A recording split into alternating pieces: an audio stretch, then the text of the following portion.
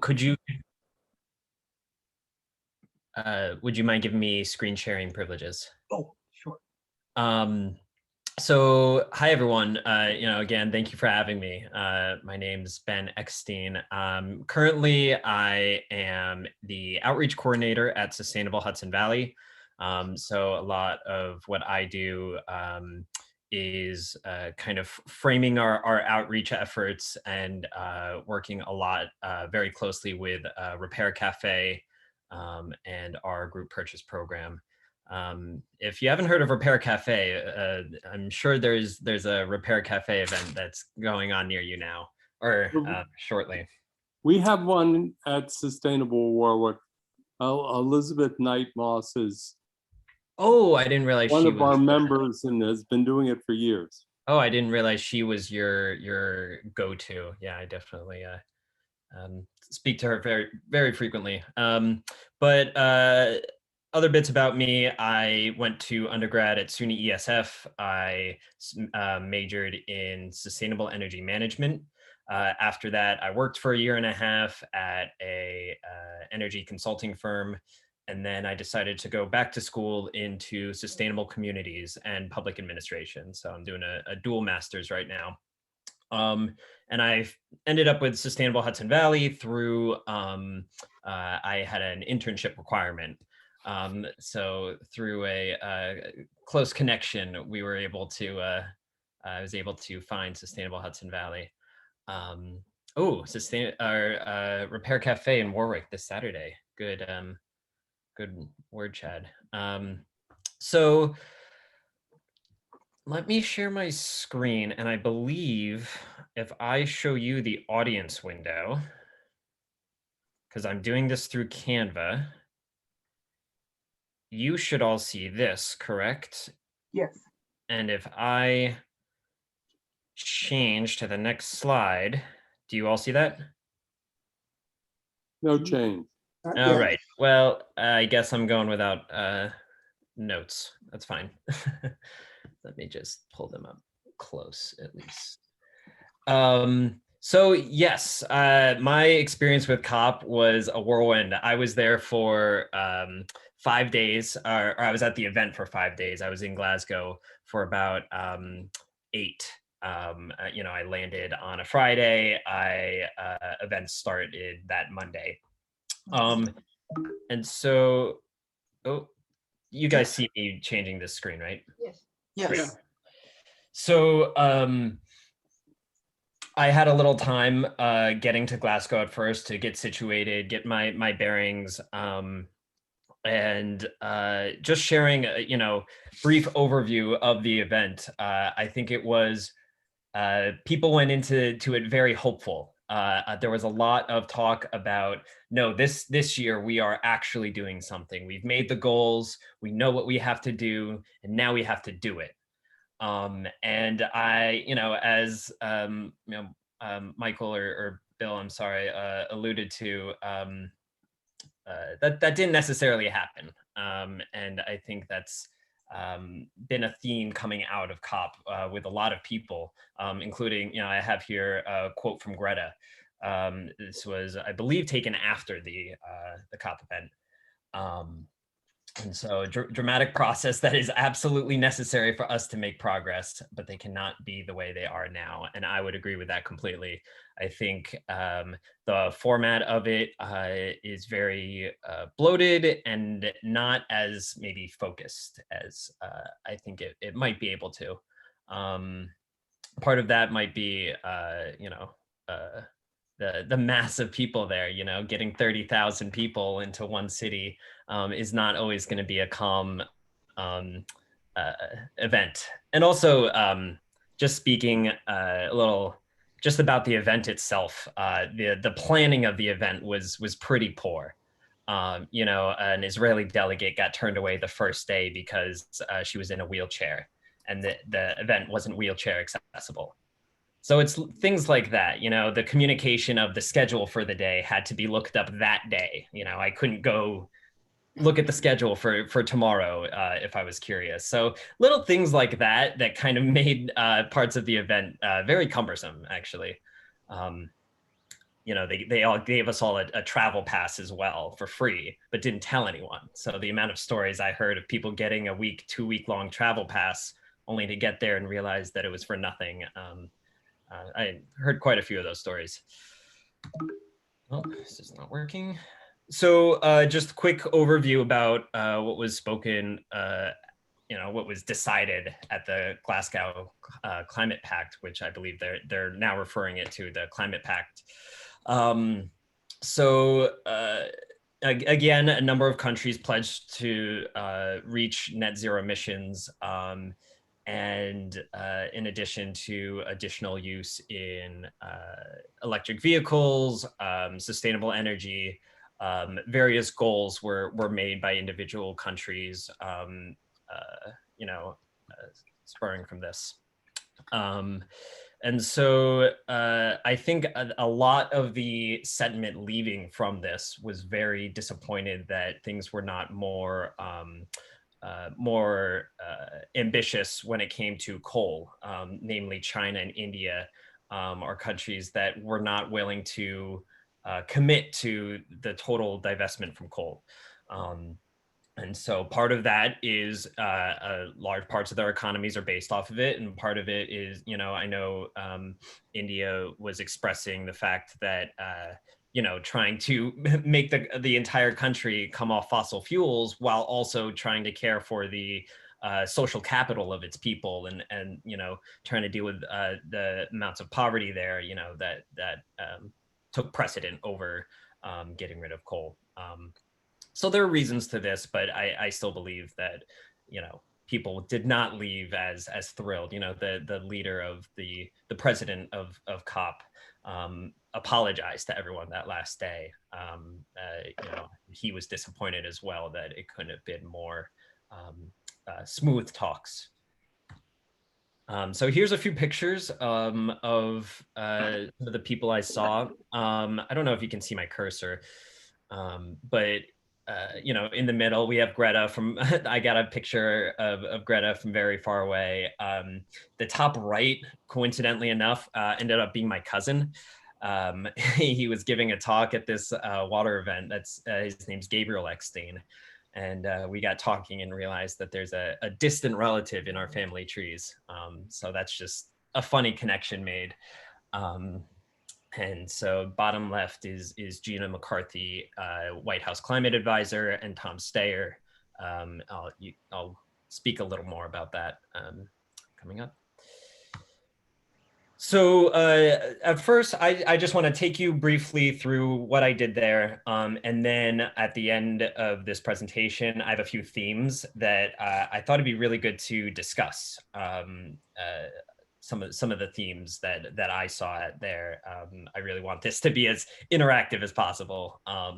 So just looking at the Google Maps cutout here, on the left, you have the Scottish event campus, and this large red dot is where I was staying. It was a very quick, 20-25-minute walk, but getting to the event center was pretty easy. So Saturday and Sunday, I got my bearings, looked around the city. Sunday, I went out to Edinburgh, which is a town just about an hour subway ride or train ride. Saturday, though, I ended up coming across a march led by Extinction Rebellion. And I don't know if anyone is familiar with Extinction Rebellion or not familiar, but they've recently been somewhat controversial in the news. And they were certainly controversial during this week at the event.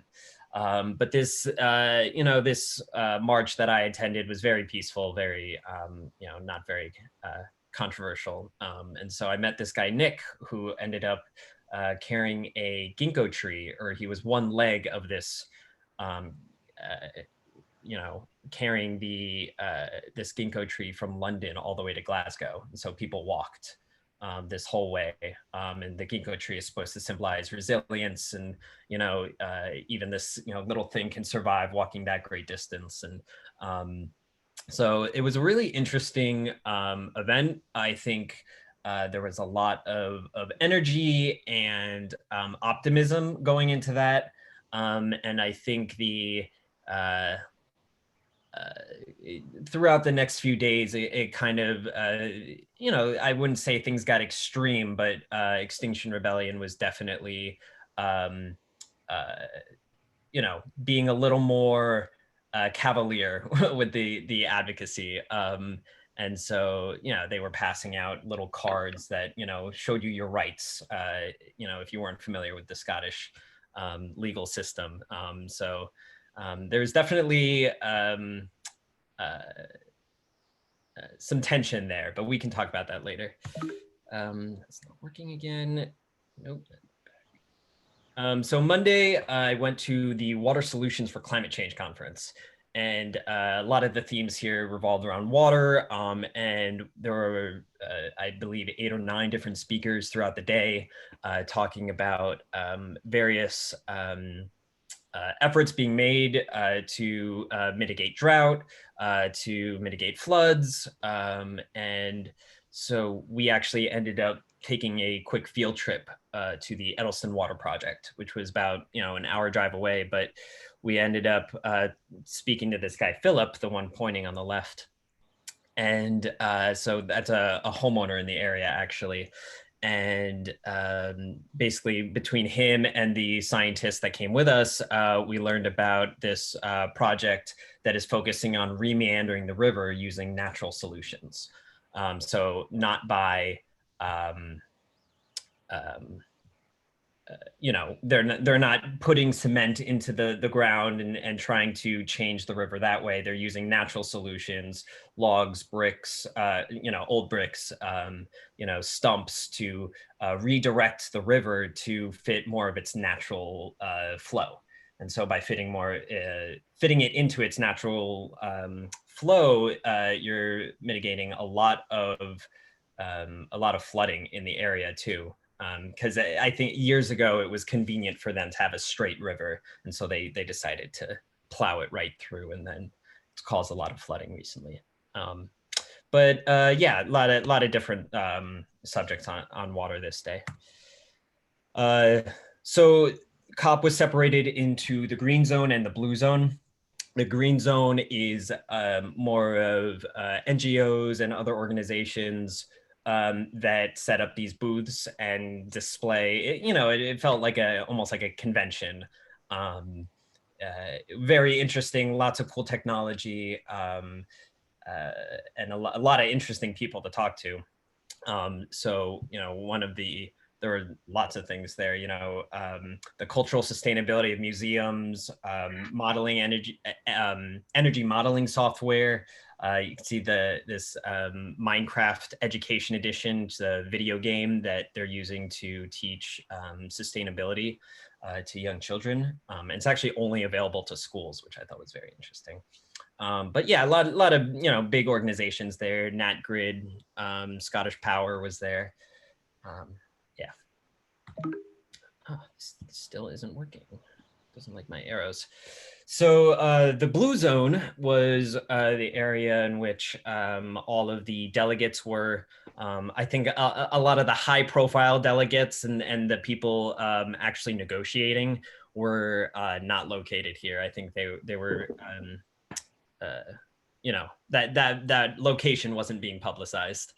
So these are a few things I saw on this first day. One, listening to the White House climate advisor, Gina McCarthy, and, U.S. economists, and I believe he ran for president, Tom Steyer. And that was particularly interesting. They were talking about, this day was all about finance. And so they were talking about the way that American corporations, American business owners are now looking at sustainability and their shift towards sustainable goals. And so I thought that was very interesting. And also about how the White House is working with these people to try to help them with those goals. Yeah, Japan is developing some very cool hydrogen batteries that are already in place, or they're being used right now at the Olympic Park that was recently built. Yeah. and feel free to ask me any questions now or later about anything you see here. The Blue Zone Day 2, Thursday, I went listened to a bunch more talks.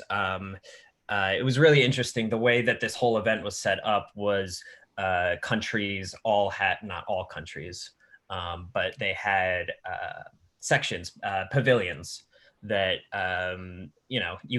they were holding events throughout each day. So Thursday was renewable energy, Wednesday was finance, and so they were doing different events based around those themes. And so this day focused on renewable energy, and you had to actually go to the pavilions to see the schedules that they were providing. That was also not something that was easily accessible online. Having gone to a bunch of these places on the first day, I then knew a bit about the schedule, so could plan my journey a little better. I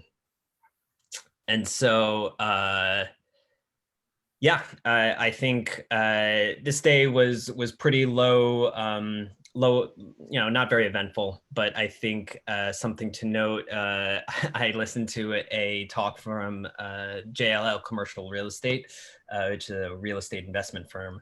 And I thought it was very interesting. It had a very flippant attitude towards Greta and her advocacy, and then gave a very, what seemed out of touch talk about large investment, and that got me thinking a little bit about how are like larger corporations really engaging with this.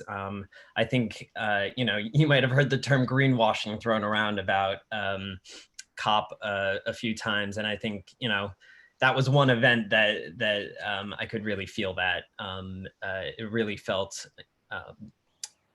a little tone deaf, I think, with the actual state of the climate and what the public is asking for and pushing for.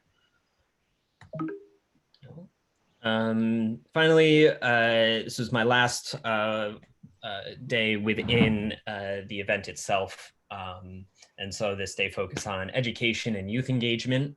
It was great. We got a little talk by Jane Goodall. Unfortunately, she wasn't there in person. That would have been great. Something very interesting. Thank you to Dave Conover on this call, but he sent me an email that the United States was announcing a plan to invest in carbon dioxide removal. And I thought, oh, maybe I'll go, check it out, see if there's anything planned for later. And I walked right in on this talk where Jennifer Granholm, the secretary of the Department of Energy, or the head of it, she was giving this talk with a few others and announcing their willingness and their thoughts about the use of carbon removal technology. So that was very interesting. And then the talk that surprised me the most, that I was actually the most inspired by, surprisingly enough, was Youth for Nuclear. And so this effort kind of not advocating for more use of nuclear, but advocating for to stop divesting from nuclear. That education about nuclear and the appropriate use of it is very useful in the large scheme of a sustainable transition. Nuclear is able to provide a large baseload amount of energy that a lot of other energies can't provide. And so you have a country like Germany that after the 2012 Fukushima incident, they started divesting from nuclear completely, and now they have a lot more coal power in their country. So one thing that they were stressing here is just education is key about this. And so, one woman was saying 80% of people in France believe that nuclear emits carbon dioxide. So, which is not true, clearly. So I thought that was a very engaging talk, and everyone in the room was engaged with each other, and that was the most surprising one, I think, for me. And so these are, the other themes, and where I'd like to maybe get into a little discussion, or just talking about what we think about these ideas. A lot of the I would say most of the countries actually were stressing either natural solutions or a combination of natural and technical solutions. And so technical solutions being more intrusive, going in with machinery, and natural solutions being more, well, like I was describing with the Eddleston Water Project, where they were naturally remeandering these streams. And so there's a big, I think that was a big topic, the use of both natural solutions and technical solutions. But I think a lot of, more developed countries maybe missed the mark when it came to discussing about the ability or the advantage that, developed countries have over undeveloped ones, in which, they have the capital, the money, the time, the manpower to be able to implement a lot of the more technical solutions. Whereas undeveloped countries, these countries that both take the main brunt of climate change, and are responsible for over 80% of the world's biodiversity, are left to really figuring out natural solutions for themselves. And something that really discouraged me a little bit about the talks there was that I really found that there wasn't much engagement or acknowledgement of $100 billion a year was supposed to go from developed to undeveloped countries for the sake of climate change, and that has not happened whatsoever. And so, saying, "Oh, we'll get it to you," is not, does not give me much hope, I guess. Chloe? Yeah, I just wanted to comment on that because obviously it's very interesting. And Yeah, please. sorry, that was not a good sentence. But I was thinking about in terms of India and China, they were the ones who kind of fought for that last minute wording change where it was the phase down instead of the phase out of coal power. Right. And I don't remember who it was. It was a representative from India. What they were saying was, one of the reasons they're making that choice was because, they believe, they had to focus on other issues, and it wasn't, they were so far behind, these other countries who were doing it first, it's these countries who were doing it first, like the US, that need to make these choices and kind of, I don't know how to say this, not like shirking responsibility, but placing responsibility elsewhere instead of seeing it as a whole thing. I think you could definitely say shirking responsibility, since they had, a lot of developed countries had pledged to contribute to that $100 billion.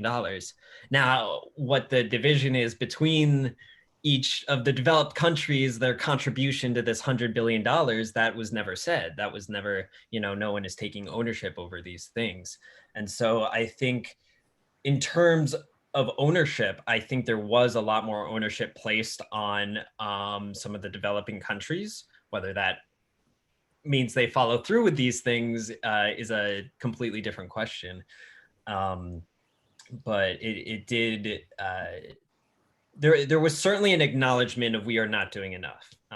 Part of that also really, at least from the American side, was, a lot of the people that have the power to enact the change that we want have just been put into power, and are just getting a lot of these plans and these technologies, and yeah, they're just kind of getting work done now. But I really think there was a big focus on developed countries. And so, I'll go back here. On Friday, we actually had a talk, this intergenerational panel on engaging. Oh, did that switch? Yeah. This intergenerational panel engaging with youth, I thought was incredibly interesting because we had, there's a panel on it's, oh, it says there, youth and youth advocates.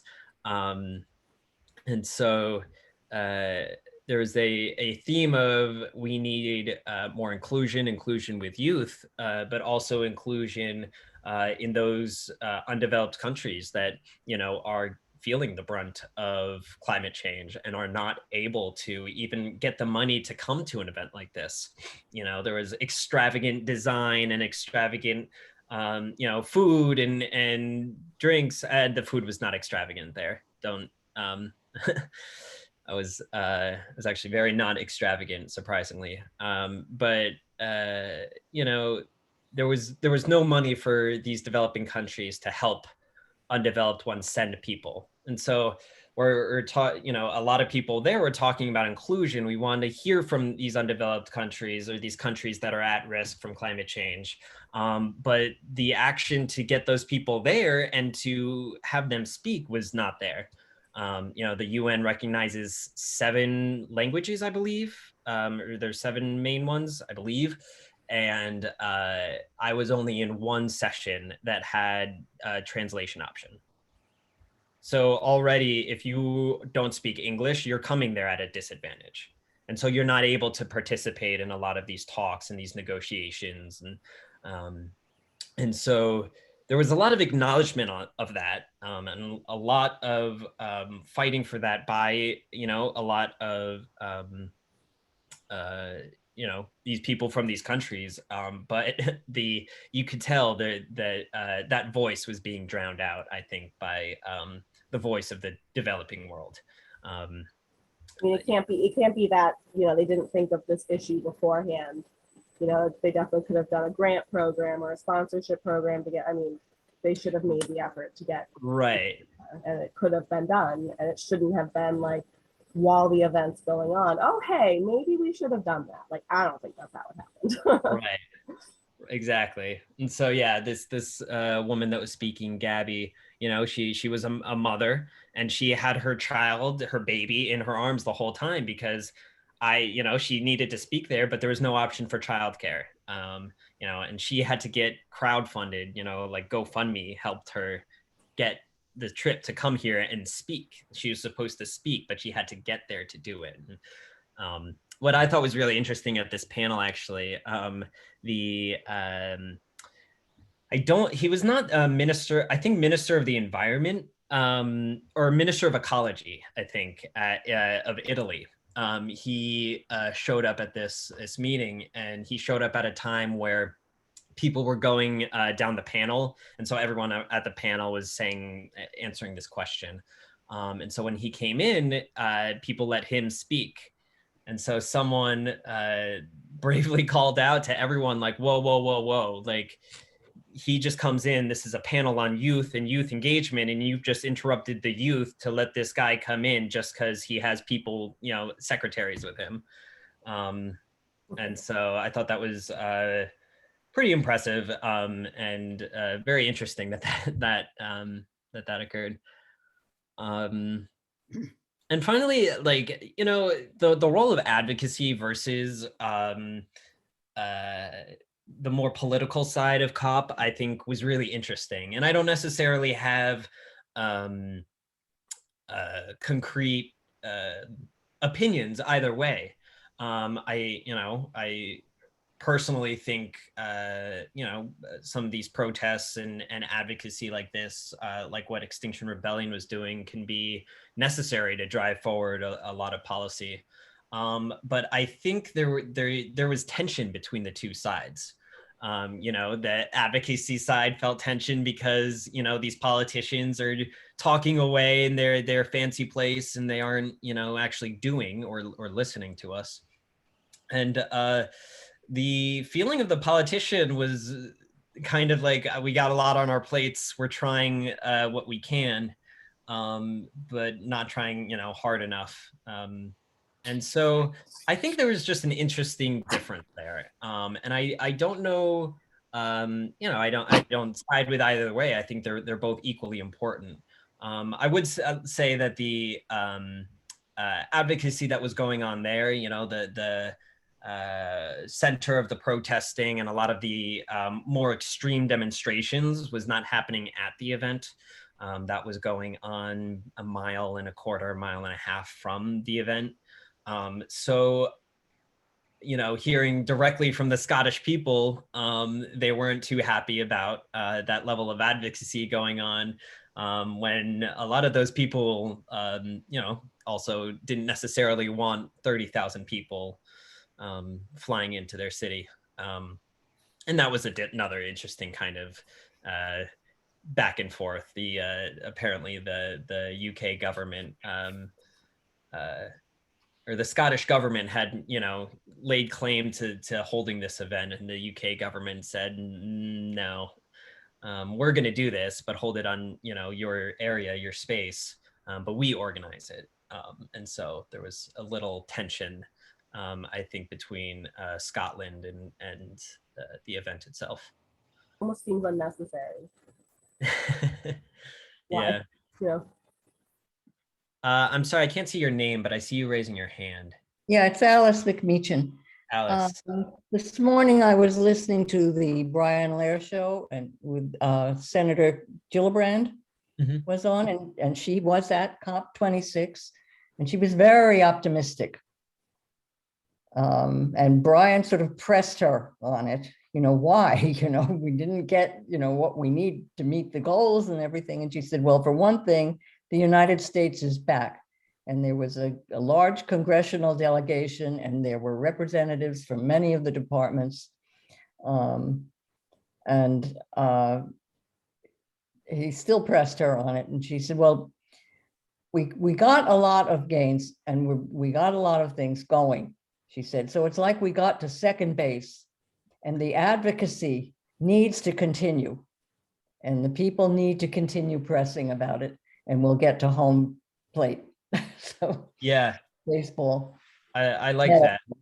I think, you know, on one hand, you have to promote that kind of optimism, I think, so it is good every year to have this event where we can be more optimistic and more ambitious about our goal setting. But, you know, on a personal level, I worry about, you know, if we're just saying, oh, everything's good, and we're not pushing for that end that we know is way far out there. You know, maybe that gets us a little too complacent, and you know, there's always some, you know, kind of gloom and doom is a little necessary with, I think, advocating for some of this, at least in my opinion, or at least helps frame the right perspective, I think. But yeah, I think, you know, advocacy certainly will be necessary. I don't, Michael? So I've got a couple questions, or a question and a comment. What was the attitude about plant-based diets in Glasgow? Was that something that was, you know, a common theme, or not really? No. So there was quite a bit of meat eaten at the event itself. I mean, Glasgow is, you know, even if they're holding this event, the city itself is not a very vegetarian friendly place. But so all of the meals, you know, the sandwiches and soups and whatever, they had grams of CO2 equivalent rating for the meals, which was interesting. But I think it did very little to deter people from eating meat. And the meat that was there, I would guess, is not local. But, you know, how do you provide local food for the amount of people that size? And, you know, I don't know if you can, but yeah, there was certainly not very much vegetarian friendly food, I would say. The second thing I wanted to talk about was the $100 billion, which sounds like a lot of money. You know, $1 billion here, $1 billion there. Pretty soon you're talking about real money, right? But I was thinking about this and how we present things to people, and I got to thinking one way to. So I heard John Kerry talking about how we definitely didn't want to get it signed up as if we're agreeing that we have liability for having done something wrong. Because then there could be like legal ramifications of, well, where is this going to end? So how much would we actually owe? And so we don't want to go down that road. So they had fancy names for what they wanted to call it. I got to thinking, what if we presented as insurance? That we're concerned that in the future, there is going to be lots of climate refugees, which will make a big problem for our country. And if we started paying insurance now, perhaps we could avoid some of those refugees. And I got to figure, this is just my own little back of the envelope scratching. Well, actually, I did it on a spreadsheet, but if America is responsible for a quarter of those greenhouse gases, then that would make us up for $25 billion. And if we have 330 million people, that would be $75 a piece. So what do you say, folks? Could we get national support for giving $75 a person for this insurance plan to reduce the number of climate refugees in the future that we might have to deal with? Does that seem like a reasonable expenditure? Well, I would say so. If that was our problem, yes. Yeah, I like that idea. And I think part of this too is, I mean, we have to reframe how we think about sustainability. You know, I ended up talking to this guy, Chun Hee. He was a South Korean delegate. And so his job was working through the financials of sustainability projects and sustainability metrics. And so he was actually saying that, you know, in South Korea, the government now is using, you know, carbon and, you know, climate disasters or the potential of climate disasters as almost line items in their accounting. Like, this is how they are thinking about this now. They've reformed how they're thinking about sustainable projects and sustainable development. And so, yeah, like just the rethinking like that, like just thinking about it as insurance, I think it would be a lot different. And I think, you know, calling it reparations, I think, you know, is like, oh, we're making up for past wrongdoing. You know, I get where that makes sense, and that legal liability would come into play. I like that idea of insurance. You know, just changing how we think about this is, yeah, really interesting. Mary. Now, this is a sort of a related question, because I just wondered how much discussion or thought at this conference was paid to the costs of not doing enough. I mean, often people will talk about, oh, well, it's going to be so expensive, or it's going to ruin the economy, or it's going to be so disruptive. But was there any serious discussion about the costs of not doing enough? Absolutely not. I think a lot of the talk in that sense was directed towards, you know,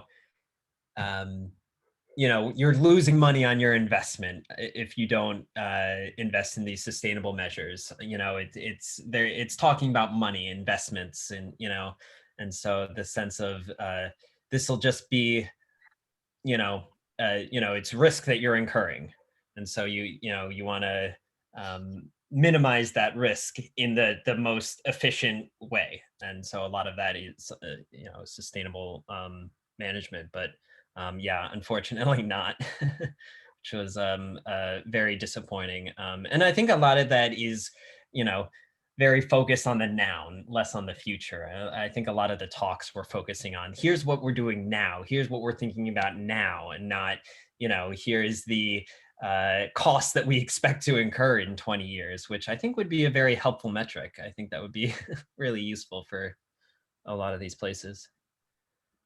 Chloe? Yeah, I just kind of wanted to build on what Mary said, because obviously I look at this as a student from a public health perspective, and I'm wondering, how much of a conversation that was there, because especially given, the— Sorry, you cut out for me. Can you repeat that? This computer, I'm sorry. Can you hear me now? No, I think it's on my end, but yes. Oh, okay. I was gonna say,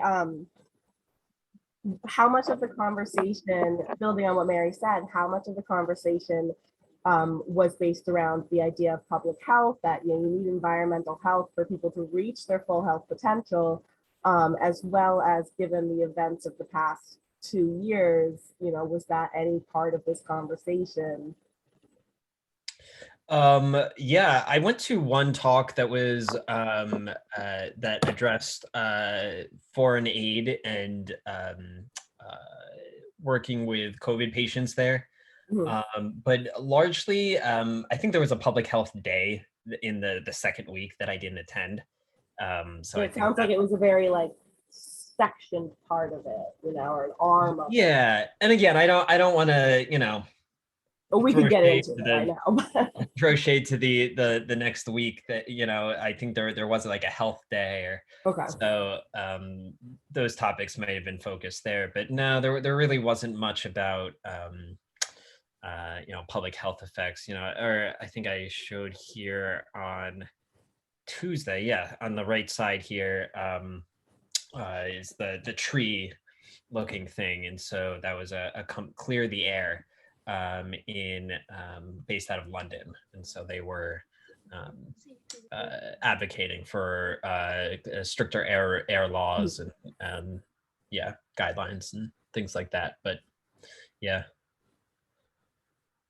All right. Bummer.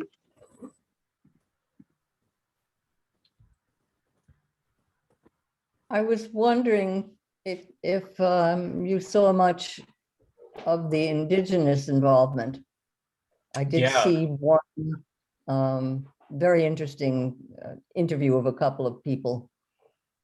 So I saw a few people being interviewed. The place was pretty large, and so there was a section that was full of the pavilions of all the countries. There was a climate action hub, I think they called it, whatever buzzwords they used. But I think that was an area where I saw a lot of people being interviewed, and I saw a bunch of indigenous people being interviewed there. Um, but again, I think a whole problem with this is, could those indigenous people communicate in English well enough to, be heard in a lot of these talks? Were they, and I have, no knowledge if they were involved in any of these discussions or negotiations. I would assume largely not.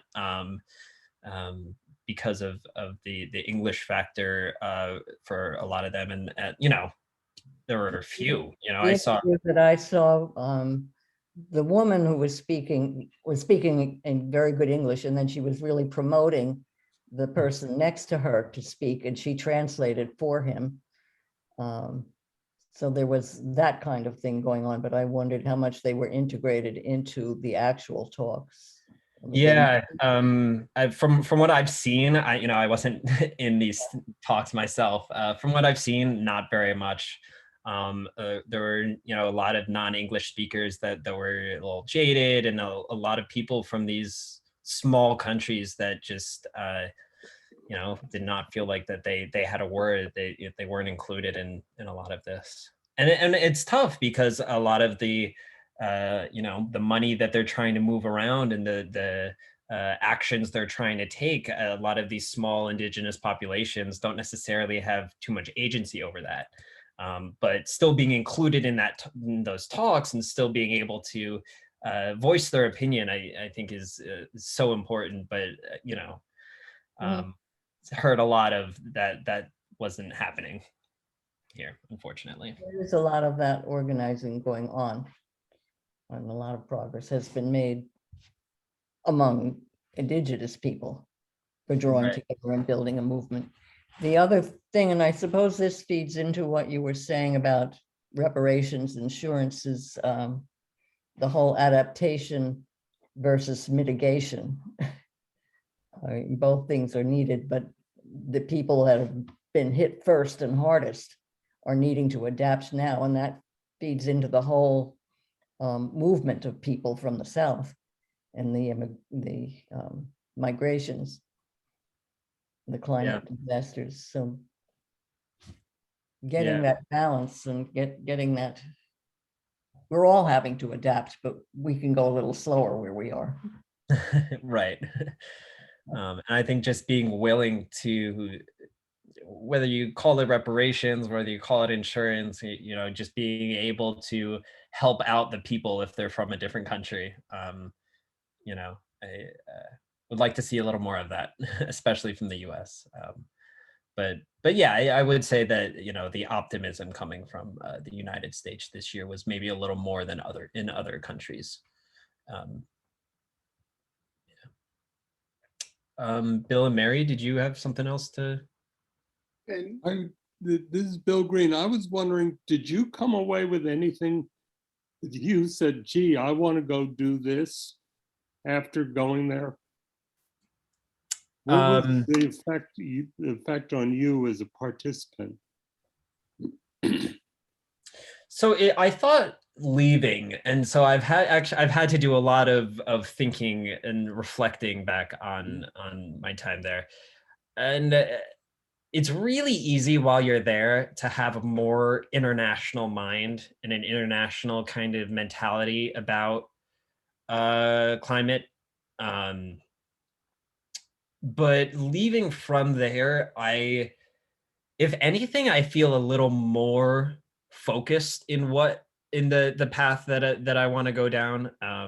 I think there was, and that was partially because of a lot of the subject matter there. I think many of these talks in these the member states pavilions, a lot of them focused on urban sustainability, focusing sustainability on cities where, you know, more than 80% of the population will be, or something like that, by 2050.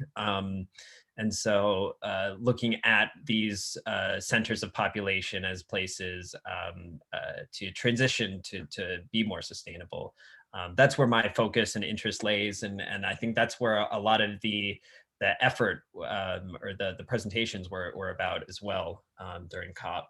Because these are the places that draw the most energy, that have the most people, so pollute the most, and so I think I felt almost more empowered in that sense. I certainly had I certainly came away with many resources for my own thesis work, so That's good. that was helpful.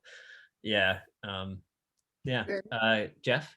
Yeah, Ben, let me ask you this. First of all, thanks for sharing your week-long experience, but also you were there day by day, the ups and downs, your own personal feelings of what was good and what was not so good.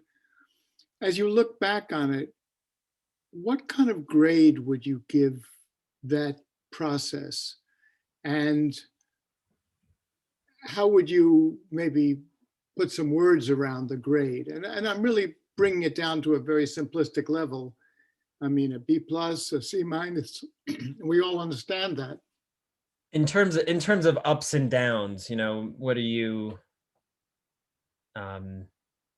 like you mean in terms of things that we're listening to and heard, like the content, or the actual around the event itself? I'm going to let you kind of formulate that. I'm just looking for you. You're the only one who was there. And did you walk away feeling good, shitty, somewhere in the middle? And just put a few words around that. I think when I left there, it would probably have been a B plus. Now, having been a little removed, I would maybe put C plus, B minus kind of range there.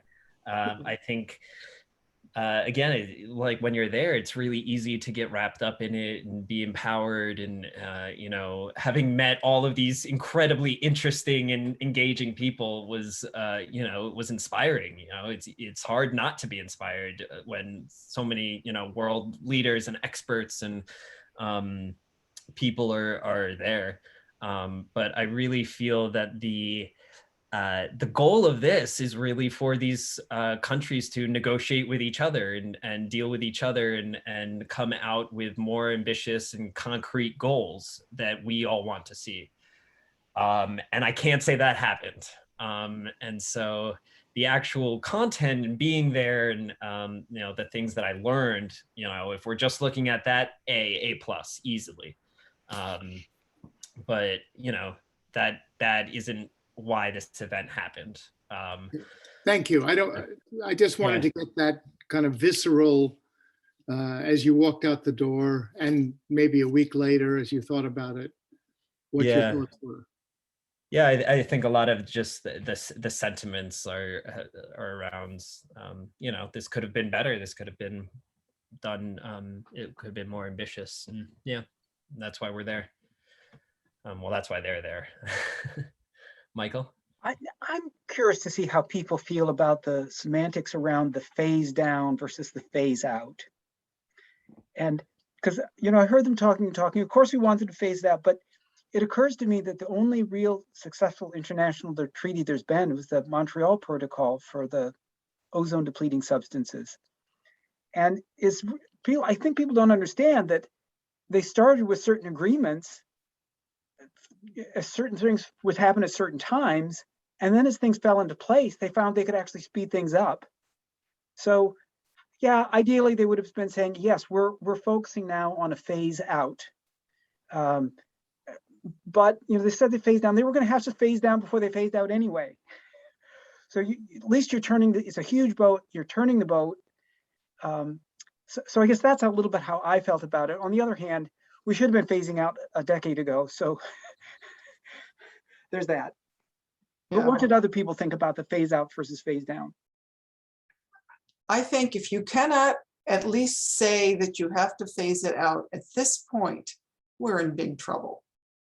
We're in big trouble. It's a matter, then you have to worry about, well, how are we going to do it and what order we're going to do it and so forth. But if you can't say, we need to get off fossil fuels right now, we need to get off of coal, I don't think we're going to make it in time, frankly. I'd agree. Yeah. I agree. And I think, yeah, you know, China and India being the holdouts here, or I don't believe they're the only ones. I think they're the big arguers. Yeah, it's really unfortunate that, you know, and, you know, China's been phasing down coal for years. They're still, you know, it's going to be in their plan anyways. So I think this is a nice little loophole for them to, you know, have nothing happen to them if they don't, and they'll still gain some, you know, that's still a huge part of their economy is coal. So yeah, it's unfortunate. Well, anybody else have other thoughts to add to this before we thank Ben for coming? Well, let's yeah.